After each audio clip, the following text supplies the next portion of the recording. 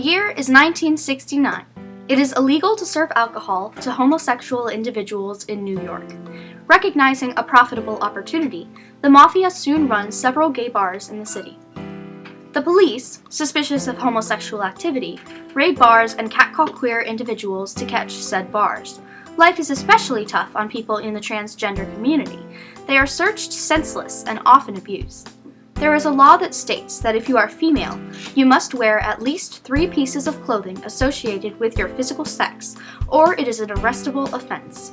Stonewall Inn, a popular bar for homeless LGBT+ youth, is just one amongst many bars that is often raided. Even though numerous police raids occur, patrons still visit Stonewall Inn. The leader of the New York Police Department recognizes its popularity and demands it to stop.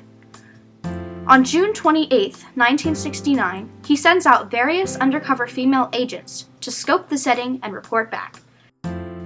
After they are unsuccessful in their mission, the New York Police Department sends out policemen to raid the bar. The owner of the bar, dubbed Fat Tony, alerts the bar's patrons of the police's arrival, but it's too late.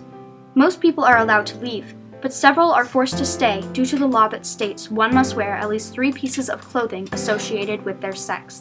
People gather in the streets, all revolting against the police. Riots break out and continue for several hours into the early morning. Because this was not the first time there were uprisings. There were uprisings in other places in earlier times, but they were sort of flash in the pans. And so they sort of happened, but then they died off. But in this case, I think that there were enough people in one place who had been sort of put down long enough that they, on one night, pulled together and said, we're not going to let this happen again. And when that happened, they said, well, look what we can accomplish when we come together as a group. And that, I think, is the difference at Stonewall. There was a sort of critical mass at a particular time when people were just sort of kind of done with being put down. And they realized once they banded together on one night, they'd be able to band together for as many nights as they needed, and they're still banded together. The riots became protests. The protests became a movement. The movement ultimately became an integral part of America. The year is now 2017.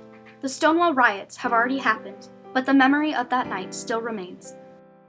Gay bars and even gay marriage are now legal. People no longer have to wear gender-specific clothing, and it was all thanks to that one fateful night of June 28, 1969. The events that occurred at Stonewall Inn directly led to the gay liberation movement and soon the LGBT+ equality movement. In the aftermath of the riots, marches were held to commemorate the hardships of the past. The equal rights movement still stands nearly 50 years later, and now Stonewall Inn stands to be a national monument. It was the first sort of place that people thought of as being an iconic touchstone to the community, and so all the pieces came together. There was a lot of support for it. The city supported it, the locals supported it, the businesses supported it, so that's why this site became the first, and I'm pretty sure it probably won't be the last, LGBT-related site in the Park Service. Well, Stonewall has been Stonewall since 1969 when the uprisings happened, and it's a place where the community returns to in times of happiness and times of sadness. So it's not like we're adding anything in its meaning, but what we are doing is elevating it to the point where other American stories are elevated. So we're setting it next to other civil rights movements being interpreted in the National Park Service, and saying that this site matters and it's just as important as the other places we talk about.